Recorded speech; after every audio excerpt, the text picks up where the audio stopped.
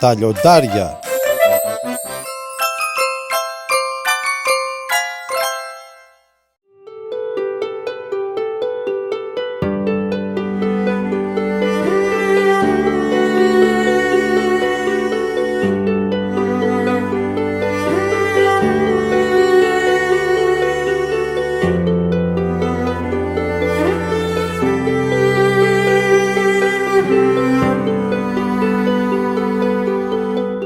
Από τα αρχαία χρόνια το έλεγαν ο βασιλιάς των ζώων. Έχει τεράστιο και μειώδες σώμα, γι' αυτό και κανένα ζώο δεν τολμάει να του επιτεθεί.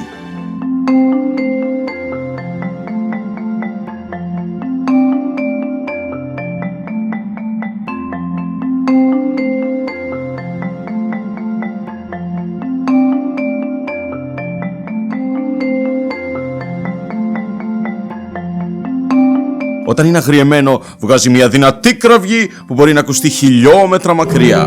Τα περισσότερα ζώα παγώνουν από φόβο όταν ακούσουν το βρυχυθμό ενός λιονταριού.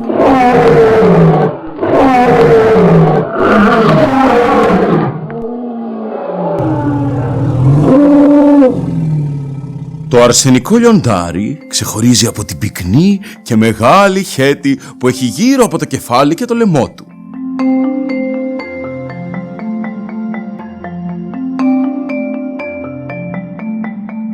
Τα νεαρά αρσενικά αποκτούν χέτη μονάχα όταν μεγαλώσουν.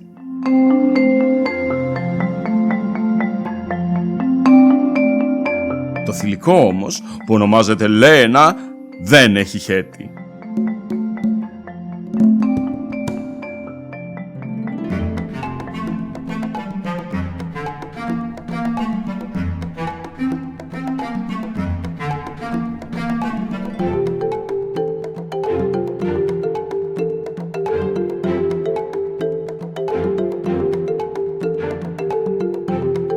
Κάθε Λένα γεννά 1 έως 5 λιονταράκια που αρχικά έχουν μήκος περίπου 30 εκατοστά.